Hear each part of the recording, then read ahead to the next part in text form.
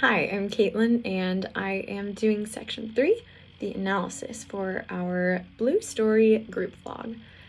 So as Sabahat and Zainab previously mentioned in their blogs, View's decision to ban Blue Story is an example of institutional racism, which is a type of racism that arises from systems that are put in place to discriminate against particular members of society. And so many members of especially the Black community felt the ban on Blue Story is an example of institutional racism, because there was really little public information to draw a direct link between any reported incidents, surrounding the film and then the film itself. And also just because there were no other films that were banned. It was just Blue Story. It was just a film by Black filmmakers about very clear Black subject matter that was banned, even though there were other films showing it at the theaters. It was just Black Story that was targeted. And so William Adewasi pointed out that if there was a film made by predominantly white people that had a controversy around it, then people wouldn't blame white people in the same way that they put the blame on Black people for the issues surrounding Blue Story. And in fact, we actually do see that looking at the case of the shooting that took place at a screening of The Dark Knight Rises in Colorado in 2012. The film didn't go through a ban, even though tragically 12 people actually died in that event. And so responses to the shooting didn't blame the largely white filmmakers because they realized it wasn't their fault. But nevertheless, when it came to Blue Story, View cited multiple just significant incidents as a reason to ban the film. And so some people, including the director Andrew Mabolo, who's also known by his stage name of Ratman, pointed out that really the public has seen no indication that these incidents even occurred, because we live in an age where everything is recorded and uploaded to social media. And so really View just gave no details on what those incidents might have even entailed. And furthermore, there are even conflicting claims regarding the one confirmed violent incident that,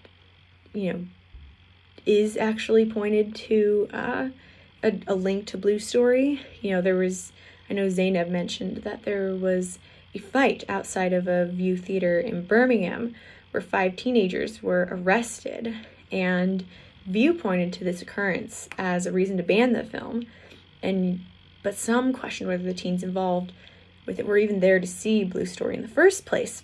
In fact, Ratman told the BBC in an interview that he found out the teenagers were actually at the theater to see Frozen 2, which would show there's not even a link to Blue Story if that's in fact true. And this is the only confirmed violent incident that the public has seen. And so this would further substantiate the idea that the ban was based on institutional racism rather than being a response to an actual conclusive problem. And additionally, when we look at the themes of the film, we see that it's meant to be about love and friendship. There's a story of young love.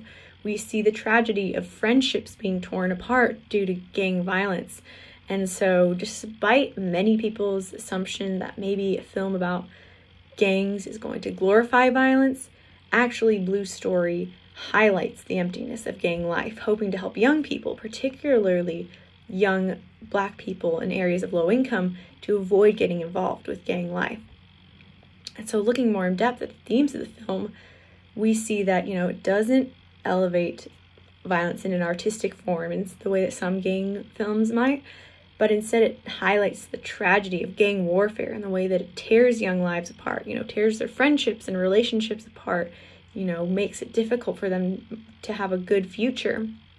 And so I think the ending of the film is particularly poignant because it shows where the various gang members in the film end up.